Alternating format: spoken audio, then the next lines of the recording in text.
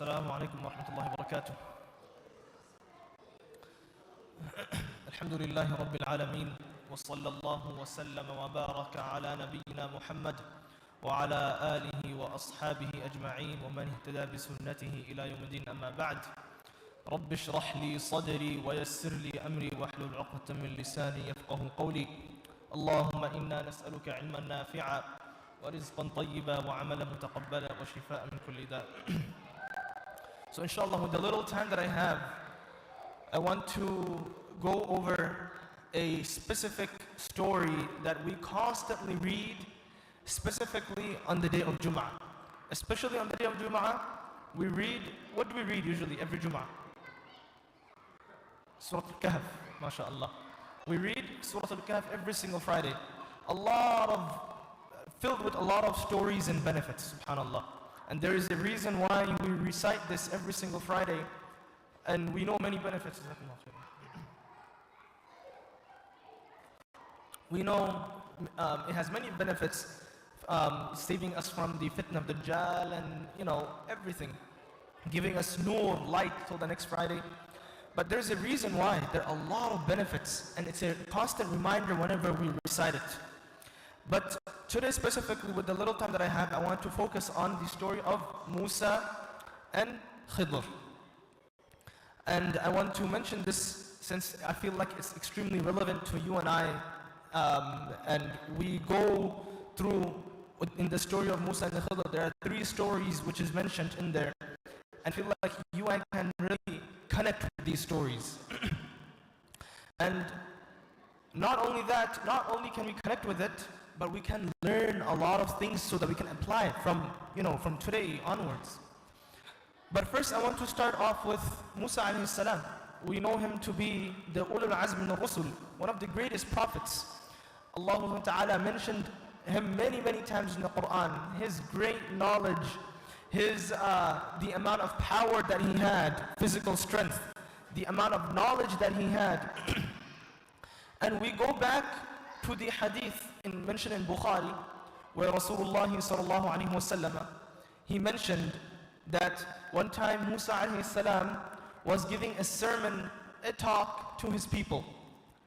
It's really interesting, and how subhanallah this hadith connects with the Quran in Surah Al-Kahf. And as he's giving his talk, a person asks, "O Musa, who is the most knowledgeable in humanity?" And Musa, obviously, he has a straight connection to Allah subhanahu wa ta'ala. His nickname, can anybody tell me one of his nicknames? Musa, Kalimullah. He used to constantly talk with Allah subhanahu wa ta'ala. He has direct contact with Allah subhanahu wa ta'ala. And the amount of connection that he has with Allah subhanahu wa ta'ala, not showing off, obviously, he, abruptly answered and said that I am the most knowledgeable person alive in this humanity. And Allah subhanahu wa ta'ala did not like this response. Right away, Jibreel alayhi salam comes to Musa alayhi salam and tells him, "No, you are not the most knowledgeable person. In fact, there is somebody who is more knowledgeable than you in the face of this humanity, and you are not." And right off the bat, we can see that, even the Anbiya alayhimus salam, the prophets of Allah, they are ma'soom, they are innocent of, sins. But they do still make minor mistakes, minor error. And in this case, Musa alayhi salam, obviously, unknowingly, he didn't have any intentions, because nowadays, if we know that we are not the knowledgeable person in the face of this humanity, and we do always claim in whatever field we are. Let's say we are doctors, or we are in that field of IT. Oh, nobody has more knowledge than me. I'm extremely experienced and all that. That's out of arrogance. You and I know that there's always people in the field who is more knowledgeable, and those types of people are at the end of the day are either working for someone, right, who has a higher boss, right, who is more knowledgeable. But people claims, always that they know the most. But in the example of Musa, he unknowingly, thought that he was, because just imagine having the straight connection with Allah subhanahu wa ta'ala and constantly talking with Allah, the amount of knowledge that Allah ta'ala gave him, he thought that he was. Moving forward, Jibreel alayhi salam says, no, you are not. There is somebody who is more knowledgeable than you. And this story, by the way, is taking place so that you and I can, because Musa alayhi salam, as I mentioned, his stories and his life events, he is one of the prophets who is mentioned a lot in the Quran compared to other prophets. So we know that a lot of events took place in his life. Fir'aun, right? Him being thrown in the basket in the river. We know him splitting the sea. A lot of events taking place. So where does this event fit in his life? Towards the end of his life. That's what a lot of scholars, they interpret and says that this is towards the end of his life. Because the fact that he claimed that he has a lot of knowledge, because he went through so much. He dealt with Fir'aun, the worst tyrant ever. He is quoted to be the worst tyrant ever. So somebody facing that, and subhanAllah, Allah Ta'ala gave him the mu'jiza of, for example, the staff, as we know, turning into snake, and the river, sea splitting. So with his experience and all these life events, he thought that he was the most knowledgeable. So this is taking place towards the end of his life, basically, after all those previous events took place. So Allah Ta'ala, through Jibreel alayhi salam, tells him that, take this basket, and and with the little time that I have, I'll quickly go skim through the story, but I'll be focusing a lot on the benefit that we can learn. But I will, quickly go over the story, so you and I, and the people who don't know, they will know at least the summary of the story, so we can derive the benefits from it. So quickly going over the story. Allah Ta'ala tells him that put a fish in the basket, in the large basket. Okay? Put a fish in a large basket. And then travel with his student. So his student was traveling with him, and in the hadith it is mentioned to be Yusha ibn Bannun. And a lot of scholars, they debate either if he was a prophet or not. But we know that he was a servant of Allah. He was the student of Musa alayhi salam. He was one of his followers, his top followers, his student. And he goes and travels with Musa alayhi salam. And we know that he was traveling a lot for a long time. فَاتَّخَذَ سَبِيلَهُ لَقَدْ لَقِينَا مِنْ سَفَرِنَا هَذَا نَصَبًا. He went through a rough travel. Just imagine, long travel. And off the bat, we see that Allah subhanahu wa ta'ala is humbling Musa alayhi salam. He is recorded to be the first human in the history of mankind recorded to travel for knowledge. Subhanallah. Imam Bukhari mentions this, that Musa alayhi salam is one of the first person in the human history to travel for knowledge. So right away we see that Allah, not only Allah subhanahu wa ta'ala humbled him, but He is making him to travel for gaining knowledge. And knowledge doesn't come just like this. Allah subhanahu wa ta'ala could have just, He has Jibreel, He has the straight connection with Allah subhanahu wa ta'ala. Allah subhanahu wa ta'ala could have given him the knowledge just like this. But with knowledge comes experience, comes action. And that is the reason why Allah subhanahu wa ta'ala is making Musa alayhi salam go through this rigorous, tough travel to attain knowledge and experience. And that is the reason why, like we see the previous Salafus Salihin, they went through so much for, traveled for long distances just for one hadith. And that is the reason why we have the knowledge that we have today just wasn't handed to us. It's through the sacrifice of the previous, scholars of Islam. So moving on, he went, Allah Ta'ala told him, put this fish in the basket, and as you are traveling with your student, you will lose the fish. And wherever you lose the fish, that is where you are going to find Khidr alayhi salam. And interestingly, subhanAllah, in the hadith, Rasulullah sallallahu alayhi wa sallam mentions the name of Khidr.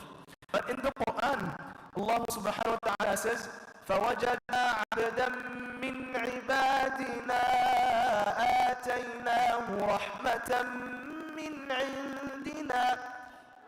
That Musa alayhi salam and his student, they found the servant, one of the servants of Allah subhanahu wa ta'ala. And I want to put it into perspective. Usually when you are going for knowledge and everything, you want to know the credential of a person. If the person is big or not. If he is going to be a giant, an allama, like the giant of a scholar or something like that. Allah subhanahu wa ta'ala didn't even bother to name this person. What did he do? What did he put it as? The servant of Allah ta'ala. Because the more knowledge that you have, the more humbleness that you have to show in front of Allah subhanahu wa ta'ala, the more humility that you have to have in front of Allah subhanahu wa ta'ala. So Allah subhanahu wa ta'ala is giving us a message that this knowledge is coming with humility. It's coming with humility. So Khidr alayhi salam wasn't even mentioned, his name wasn't even mentioned in the Quran. The way that he was mentioned as the servant of Allah subhanahu wa ta'ala. SubhanAllah, just look at this. Right? And many people, there's a big debate and they busy themselves with either if Khidr alayhi salam was, if he's still alive today or not, or if he was an angel, if he was this or that. All we know that he was a prophet and he was a human being, just like any other human being. And he was a prophet. He was the prophet of another time, just like Musa alayhi salam was the prophet of another time. But people busy themselves with this matter a lot. Oh, you might be living nowadays, that. Why busy yourself with this? What we know is that the knowledge that Khidr alayhi salam had was big. And the amount of knowledge that he had that no other, Allah subhanahu wa ta'ala didn't bless other human beings with, it came with humility. And that is the reason why Allah ta'ala is describing as the servant of Allah subhanahu wa ta'ala. Just like Rasulullah sallallahu alayhi wa sallam, he is mentioned in the Quran as a Nabi, as a Rasul. But when he went in the Isra wal Mi'raj to attain knowledge, to see the unseen and all that, Allah subhanahu wa ta'ala mentioned him as Abd. Subhanalladhi asra bi abdihi. Because the more knowledge you attain, the more knowledge you want to earn, you have to show humility.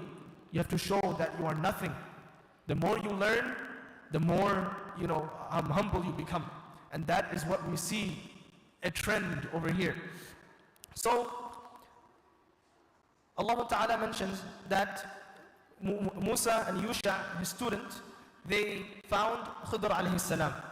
And رَحْمَةً آتَيْنَاهُ رَحْمَةً مِّنْ عِنْدِنَا وَعَلَّمْنَاهُ مِنْ لَدُنَّا عِلْمًا. And Allah Ta'ala mentions that the knowledge that Khidr alayhi salam had as a mercy. So knowledge is a mercy. Many people think that knowledge comes, you just read and read and read and that's it. No, knowledge is a mercy. The more you read, the more you learn, the more you apply it in your life, it comes, it's a mercy from Allah subhanahu wa ta'ala. Allah ta'ala is showing His compassion upon that person. So him and the student meets Khidr alayhi salam. And Khidr alayhi salam right away asks, after this long travel, asked Khidr alayhi salam, هل أتبعك على أن تعلمني مما علمت رشدا. I want to follow you and learn from you. Learn from your guided knowledge. And look at this. Musa alayhi salam already showing his humility in front of Allah subhanahu wa ta'ala, but he is not saying, let me learn from you. He's saying, I want to follow you to learn from you. Showing that knowledge is just not learnt. You have to spend the time under the feet of scholar to learn the knowledge. So, they set forth. Before setting forth, Khidr alayhi salam was like, you will not have the patience. قال إنك لن تستطيع معي صبرا وكيف تصبر على ما لم تحط به خبرا. You won't be able to comprehend this knowledge, right? What you will see. The Musa alayhi salam said, قال ستجدني إن شاء الله صابرا ولا أعصي لك أمرا. That I will be patient and I will not disobey you. Showing what? With knowledge comes obedience. Not only to Allah subhanahu wa ta'ala, but anybody you are learning knowledge from, you have to show the respect and the obedience of the shaykh and the teacher. And that is what Allah Ta'ala is showing that Musa alayhi salam, he is being humbled and he's being taught by somebody who is a giant, a teacher and student relationship. So now quickly going over the story. The first thing, they set forth, فَانْطَلَقَا حَتَّى إِذَا رَكِبَا فِي السَّفِينَةِ خَرَقَهَا. They go and they travel and they see they want to pass the shore. Let's say they're in a shore and they want to cross the shore, right? This side, the other side, but they don't have any money. Showing what Musa alayhi salam and Khidr were prophets and they weren't rich or wealthy. Showing again the humility of the Anbiya alayhi salam. They did not have money. So they asked, a fisherman, right? Can I ride along with you since you're going that way? Let me hop in the ship with you and take us on the other side. And by the way, those fishermen, they were poor. And they go and cross the shore to the other side. And as soon as the fisherman leaves, Khidr alayhi salam pokes a hole in the ship.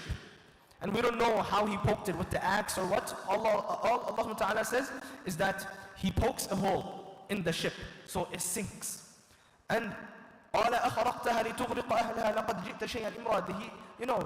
alayhi salam saying that he just showed us compassion by taking us across. We didn't even pay him. We just poked a hole in the ship and it's sinking. And Khidr alayhi salam says, I told you, أَلَمْ أَقُلْ لَكَ إِنَّكَ لَن تَسْتَطِيعَ مَعِيَ صَبْرًا. Did I not tell you that you will not be showing, patience? That's it. And then Musa alayhi salam said, لا لا لا قال لا تؤاخذني بما نسيت ولا ترهقني من أمري عسرا. I genuinely forgot. Because just imagine Musa alayhi salam, he went through this hard travel, long travel, and these days, a lot of scholars says the trip was days and days. So with this hard stress on the travel, he actually forgot, right? He didn't argue with Khidr alayhi salam. Look at me. I dealt with Fir'aun. I dealt with this. I have the connection with Allah Ta'ala. How dare you say that, you leave me? He humbled himself. He said, قَالَ لَا تُؤَاخِذْنِي بِمَا نَسِيتُ. How many times we forget and we try to lie, and try to, protect our izzah, thinking that we will protect our dignity and all that. But rather we are digging ourselves in deeper hole. But we have to learn from the character of Musa alayhi salam, that he actually forgot and he admitted his mistake. That I actually forgot. Give me another chance. Then he said, okay, khalas, let's go. Then Khidr and Musa alayhi salam, they both go, alayhim salam, and they go to this town, and their kids were playing around. And Khidr alayhi salam sees a kid which looks innocent, Khidr alayhi salam, and chops him off, kills him. And with this, قال أقتلت نفسا زكية بغير نفس لقد جئت شيئا نكرا. That Musa alayhi salam is actually angry. His anger took over him. He said that this was just an innocent kid. Just imagine you and I are walking around and we see somebody looking, and by the way, this is a prophet. So we shouldn't compare it to any other human being. This action of Khidr alayhi salam are all from Allah subhanahu wa ta'ala, which I will get to later. So we shouldn't justify killing, by the way. Which I will get to this matter very soon. So, but Musa alayhi salam is seeing innocent child being killed. And then Khidr alayhi salam was like, قال ألم أقل لك إنك لن تستطيع صبرا. I told you, you will not be able to, you will not be patient with me. And then Musa alayhi salam was like, okay, this is the last final warning, chance.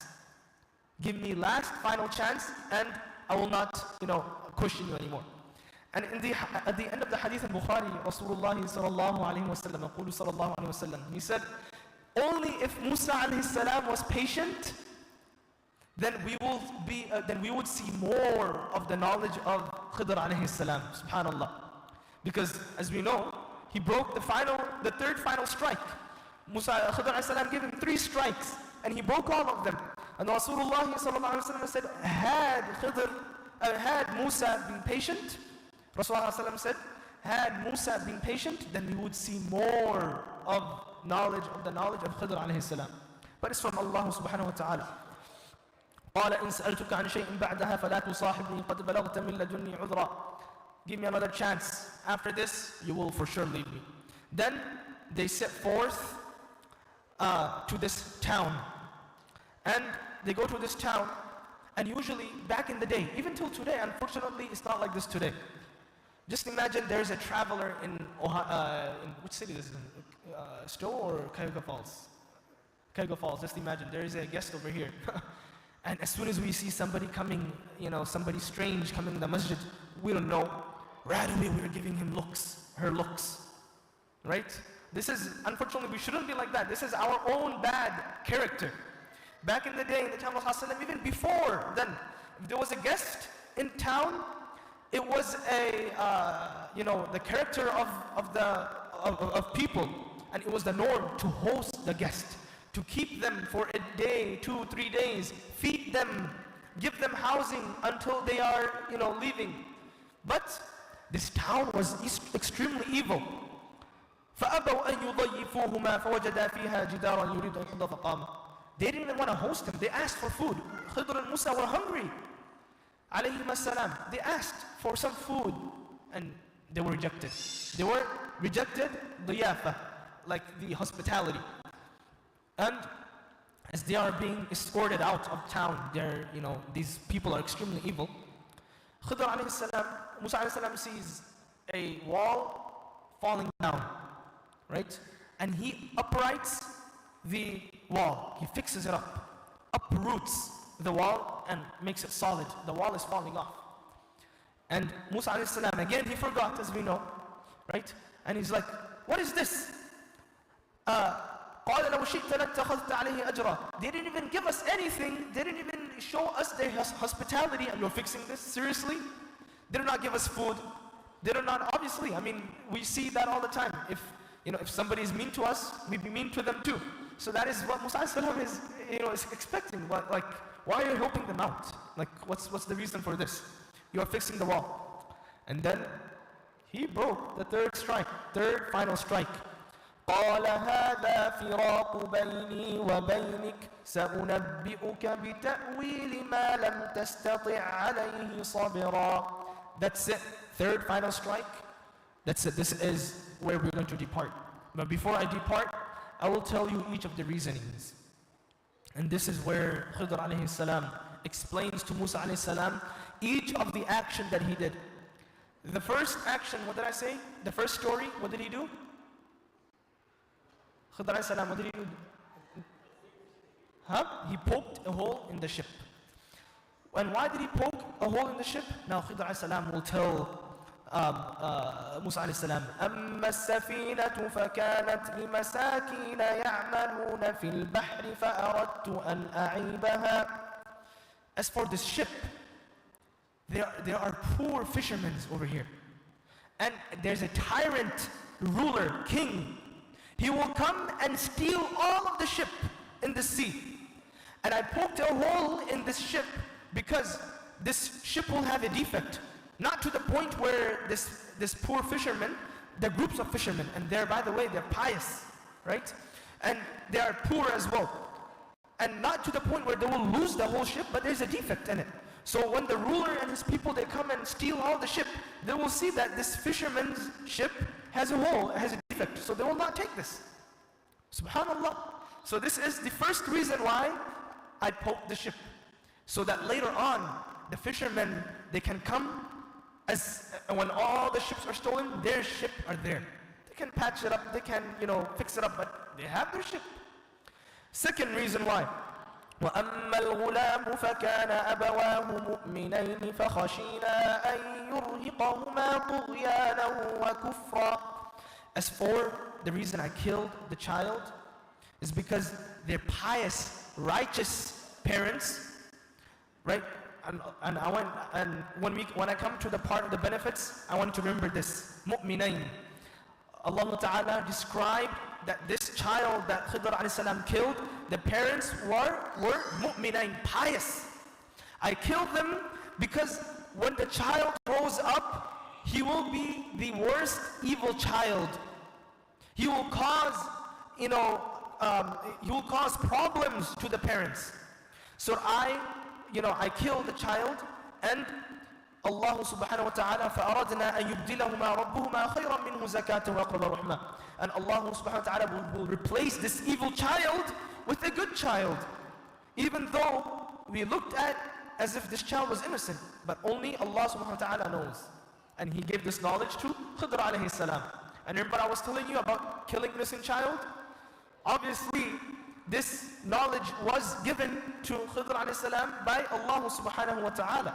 It's not something anybody, if anybody kills a child, they cannot, that is not justified. They're not Nabi, they're not anything. But Khidr alayhi salam was an exception, obviously, because he was the Prophet of Allah subhanahu wa ta'ala, and Allah subhanahu wa ta'ala gave him that knowledge. So he killed that child because later on when he grows up, he is going to be evil. And not only that, Allah subhanahu wa ta'ala will replace that child, that evil child, with a good, righteous child. وَأَمَّا الْجِدَارُ فَكَانَ لِغُلَامَيْنِ يَتِيمَيْنِ فِي الْمَدِينَةِ وَكَانَ تَحْتَهُ كَنْزٌ لَهُمَا وَكَانَ أَبُوهُمَا صَالِحًا. As for the wall that I fixed, was falling down, I fixed it because there are two orphan children where their father, they're pious. Again, I want to remember this as well. The second story, the two parents were pious. This third story, the father was pious. The mother was alive, the father was pious. So he left some inheritance for his children. And the reason I made the wall upright, because under it was the inheritance.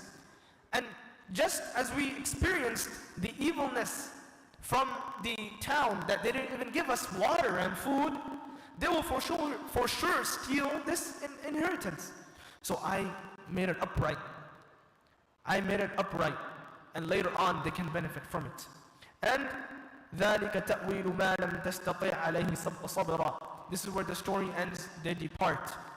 Now, these three stories are extremely, extremely deep. With the next 10 minutes that I have, I want to derive some benefits that we can learn from these three stories. And I want you to pay close attention to them. These are profound stories that we read every single Jum'ah for reminder. 5 minutes. The first, quickly, to go over. I've been giving some sign that to end. Quickly. The second story, let's go over the first story quickly.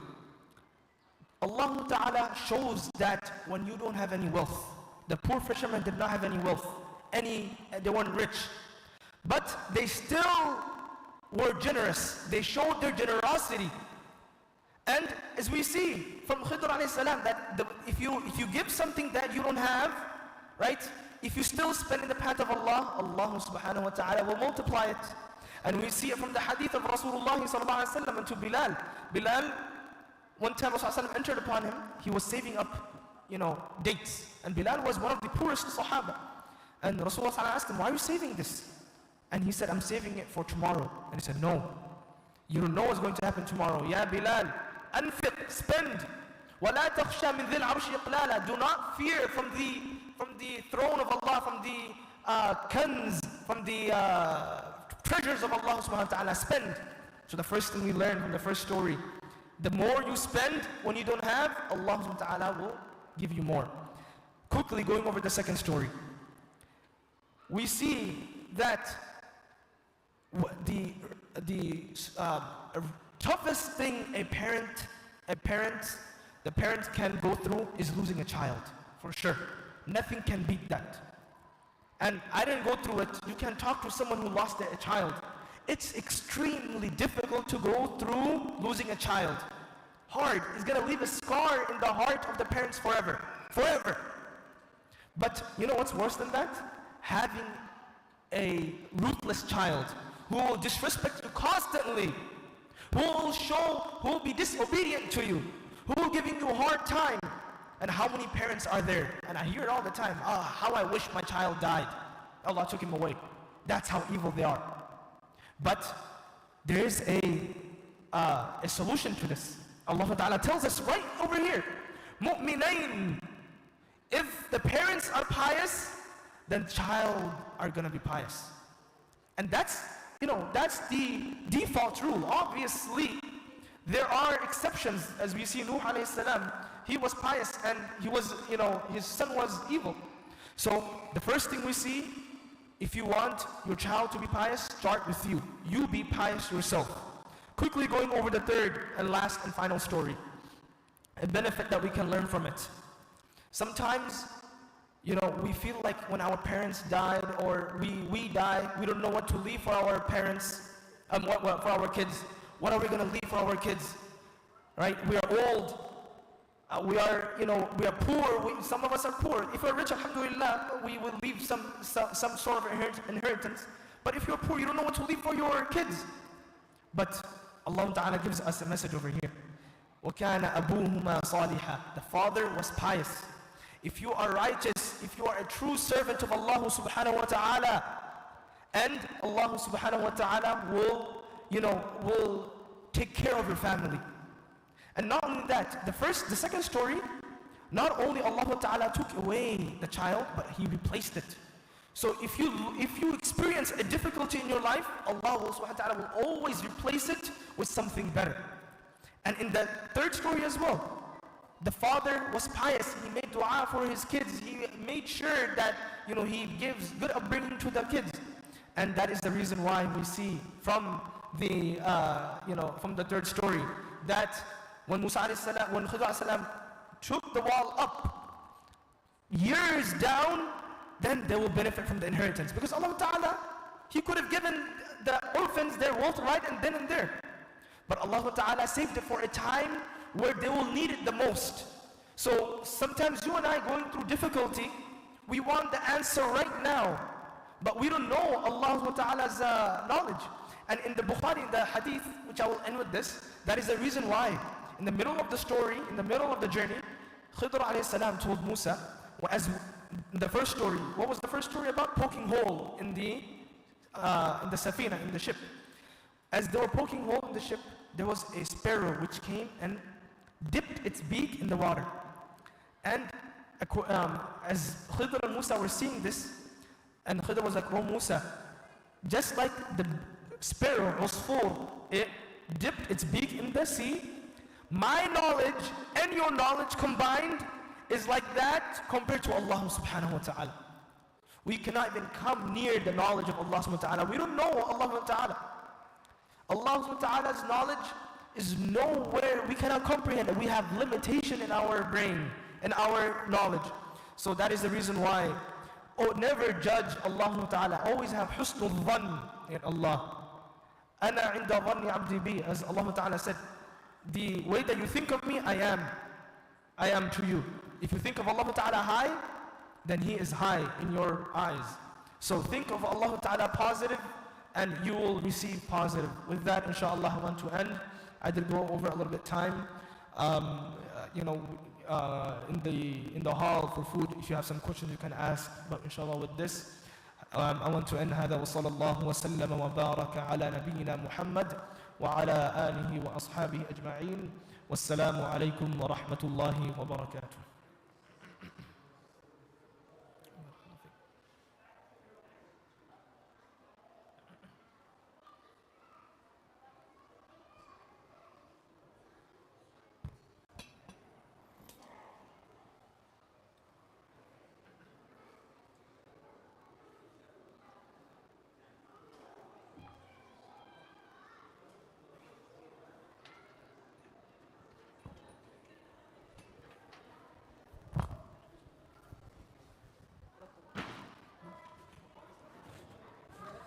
ان شاء الله جزاك الله